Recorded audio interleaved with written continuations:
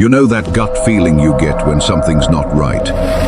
Nora felt it the moment she entered the house. But the lights were bright, the crowd was dancing, and the money was too good to say no.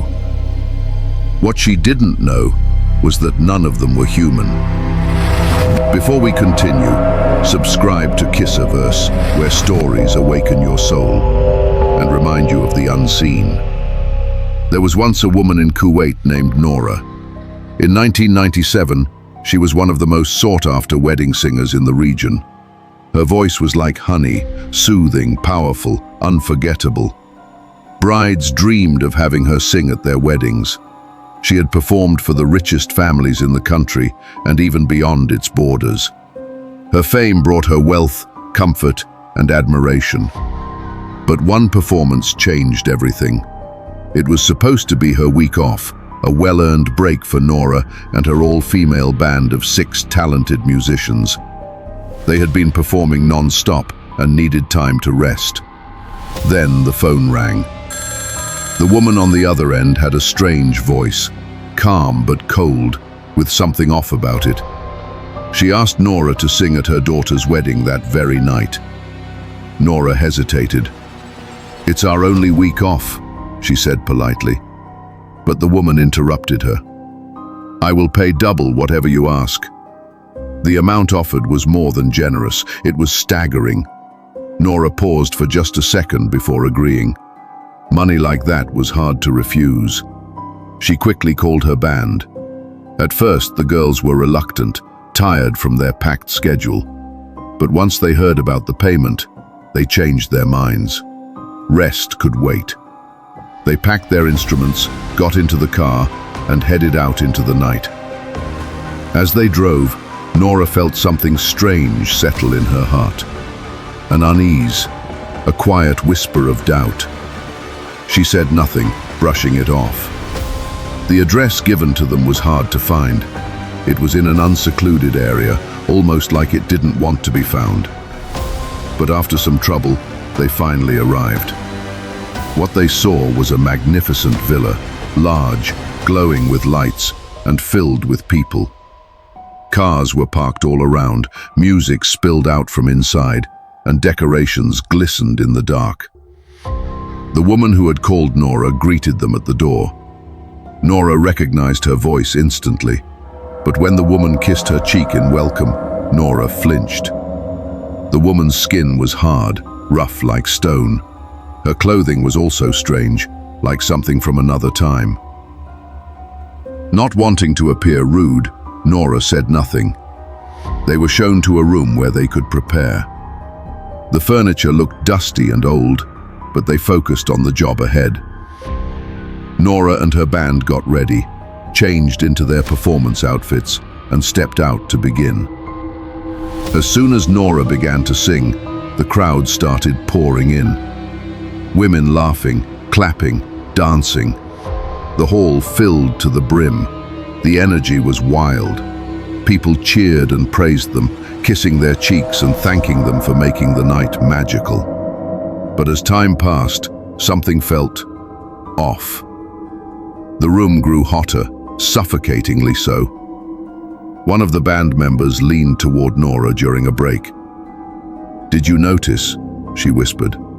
"Their skin, it's rough, and their bodies, they're burning hot." Nora had noticed too, but she didn't want panic to spread. "It's just the excitement," she said calmly. "They'd been dancing. Let's stay focused." They returned to the stage, but now the dancing had turned frantic, wild. The women's movements no longer felt human. They moved in strange, jerky ways, and then one of the girls on stage gasped. "Their feet! They aren't human feet. Some are hooved like goats, others twisted at unnatural angles." The band stared at each other in terror. Their playing faltered, their voices trembled. But Nora remained strong. She met their eyes and sang louder, silently urging them, "Just keep going. Pretend everything is fine." Then, it happened. One of the band members collapsed. She fainted mid-performance and dropped to the floor. Panic spread like fire across the group. Nora rushed to her side, heart pounding, trying to mask her fear. Before anyone could question what was happening, one of the strange women stepped forward. What's wrong with her?" she asked, her voice oddly calm. Nora forced a smile. "She's just tired," she replied quickly. "We've been performing non-stop these past few weeks. Let me take her to rest and give her some water." Together with one of her teammates, Nora carried the unconscious woman into the resting room they had used earlier. The moment the door shut behind them, the band member jolted awake. Her face was pale, her eyes wide with terror. "Did you see their feet?" she gasped. "What are they?" "Those aren't human." Nora looked at the others.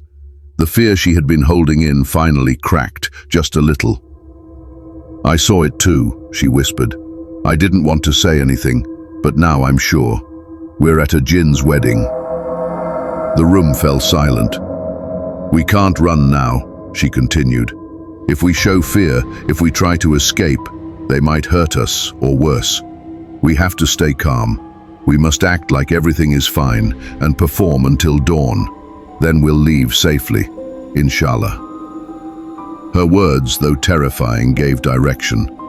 Everyone agreed. They had no other choice. So they wiped their tears, steadied their breaths, and returned to the stage. They sang and played, song after song, while inside their hearts screamed for help.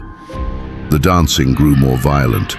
The guests spun and jumped in unnatural patterns, their limbs twisting, eyes wild. Nora forced herself to keep singing. She could feel something watching her, something dark and ancient. Then, it happened again. One of the band members couldn't take it anymore. She screamed. Instantly, the dancing stopped. The room went silent. Hundreds of faces turned toward the stage. Their eyes glowed faintly. Their smiles disappeared. Nora froze. In that instant, she made a silent plea to Allah from the depths of her heart. "Ya Allah, if you save me from this, I swear I will never sing again. I will change my life, just save us." Then, like a mercy from the heavens, the sound of the Fajr Adhan filled the air. The moment the call to prayer reached them, everything changed. The lights in the villa flickered once, then went out completely. Darkness swallowed the room, and just like that, the guests were gone. No footsteps, no voices, nothing. Silence. The band didn't wait. They grabbed their instruments and rushed out into the night, hearts racing. Outside, the night air was cool and calm, as if nothing strange had happened. And then they saw him. An old man, walking quietly toward the nearby mosque for Fajr prayer. At first, they thought he was one of them. But when he saw the terrified group of women running from the house, he froze in shock. "What are you doing here?" he asked, bewildered. "Why are you coming out of that place?" Nora tried to catch her breath. "We just finished performing at a wedding in that house," she said, pointing behind her. The man looked even more confused. "What wedding?" "That house has been abandoned for over 10 years. No one goes near it. People say it's haunted. Some hear screams from it at night."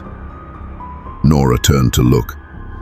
What had once appeared to be a lavish villa full of light, music and people was now nothing more than a crumbling ruin.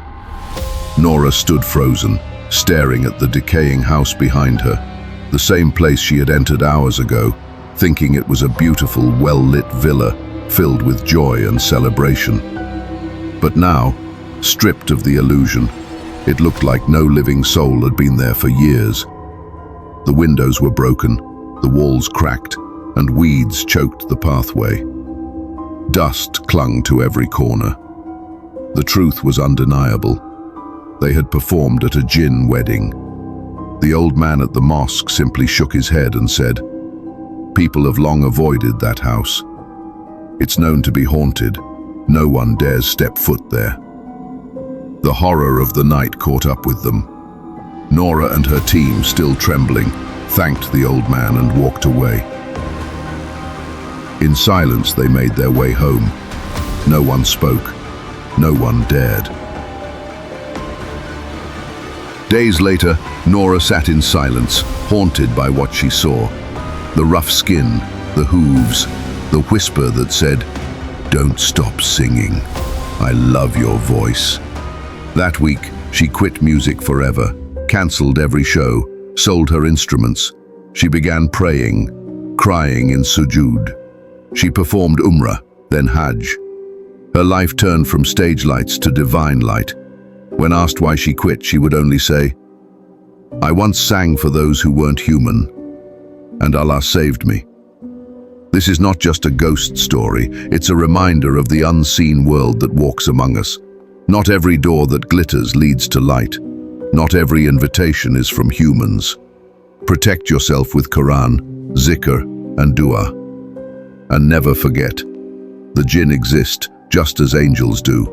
Some are good, others are not. Nora's story is proof. No matter how deep you've gone, it's never too late to return to Allah. Subscribe to QissaVerse, where truth meets terror, and every story reminds you that faith is your only shield.